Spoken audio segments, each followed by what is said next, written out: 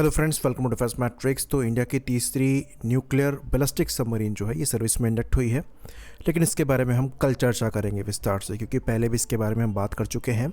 आज का जो टॉपिक है वो बहुत ही ज़्यादा इंटरेस्टिंग है। तो एक वीडियो ईरान द्वारा रिलीज़ किया गया है जिसमें वो शोकेस कर रहे हैं कि उन्होंने एक अमेरिकन एयरक्राफ्ट मार गिराया है, जिसको शुरुआत में वो एक अमेरिकन हाईटेक प्लेटफॉर्म कह रहे थे। बाद में उन्होंने इसको F-35 कहना चालू कर दिया और फिर जो डेब्री है उसको इन्होंने रिलीज़ किया।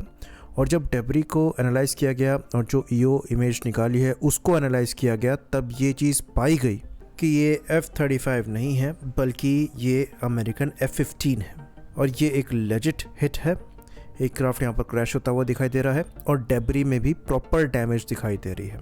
उसके बाद एक और फोटो निकलकर सामने आई है और ये इजेक्शन सीट की है और ये लाइकली ACES-2 है, क्योंकि ये अमेरिकन F-15 और F-16 जो है मार्टिन बेकर की इजेक्शन सीट के साथ नहीं आते हैं। बाकी एक और वीडियो फुटेज निकलकर सामने आया है जहां पर अमेरिकन C-130 सुपर हरकुलिस और ब्लैक हॉक हेलीकॉप्टर्स को देखा जा सकता है, जो कि लाइकली SAR यानी कि सर्च एंड रेस्क्यू ऑपरेशंस को परफॉर्म कर रहे हैं। यहाँ पर हरकुलिस द्वारा फ्लेयर्स पे डिप्लॉय किया जा रहा है, जो कि इंडिकेट करता है कि हो सकता है इनको टारगेट करने की कोशिश करी जा रही हो।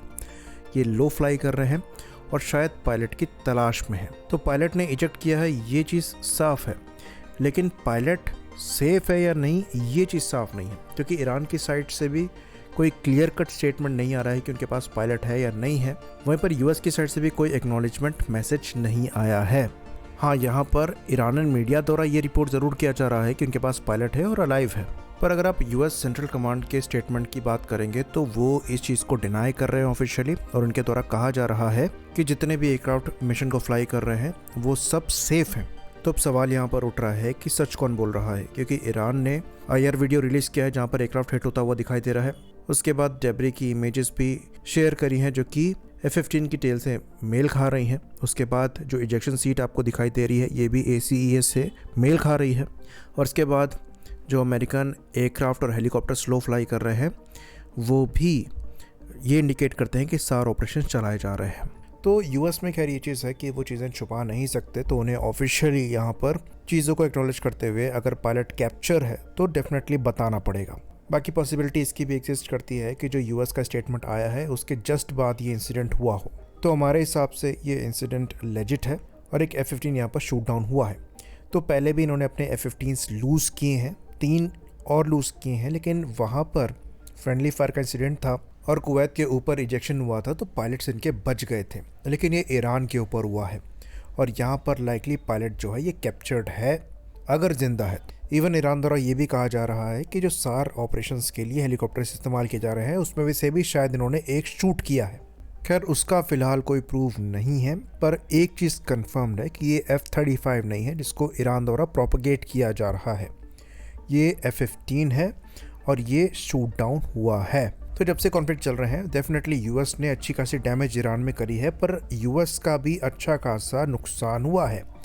ये लगभग फ्रीली ऑपरेट कर रहे हैं ईरानियन एयर स्पेस के ऊपर, लेकिन बीच में थोड़े इंसिडेंट्स ऐसे हुए हैं जहां पर इनके हाईटेक प्लेटफॉर्म्स निशाना बने हैं। इसमें F-35 भी बना है, F-18 भी बना है और अभी F-15 शूट डाउन ही हो गया है।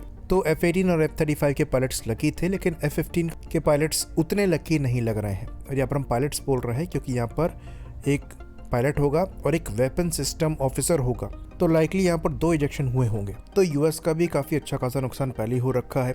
अभी कुछ ही दिनों पहले इनका E-3 सेंट्री जो है ये शूट किया गया था और पूरी तरीके से डिस्ट्रॉय कर दिया गया था, जो कि इनका एयरक्राफ्ट लॉसेस में सबसे बड़ा लॉस माना जा रहा था। लेकिन अगर यहाँ पर पायलट कैप्चर्ड है तो सबसे बड़ा लॉस ये बन सकता है, क्योंकि ये प्रोपेगेंडा वैल्यू के हिसाब से काफ़ी हाई है। यहाँ पर ईरान पायलट के वीडियो बना सकता है, अमेरिकन जनता पर दबाव बना सकता है, और क्योंकि यूएस एक डेमोक्रेसी है तो अमेरिकन गवर्नमेंट पर भी प्रेशर बनाया जा सकता है। तो भी पायलट्स को लेकर चीज़ें कुछ क्लियर नहीं है। तो ईरानियन साइड से जो स्टेटमेंट आ रहे हैं उनको हम सच तभी मान पाएंगे अगर वो पायलट्स को शो कर पाएँ। वहीं पर यूएस द्वारा एग्रेसिवली SAR ऑपरेशंस को परफॉर्म किया जा रहा है, तो वो भी पूरी कोशिश कर रहे हैं कि पायलट्स को रेस्क्यू किया जा सके। तो ये एक इंटरेस्टिंग डेवलपिंग स्टोरी है और इस पर जो अपडेट्स आ रहे हैं उन पर नज़र बनाने की ज़रूरत है। तो ये काफ़ी इंपॉर्टेंट पॉइंट हो सकता है पूरे युद्ध का। इसी बात पर इस वीडियो को हम ख़त्म करेंगे। लाइक करिए, सब्सक्राइब करिए। जय हिंद।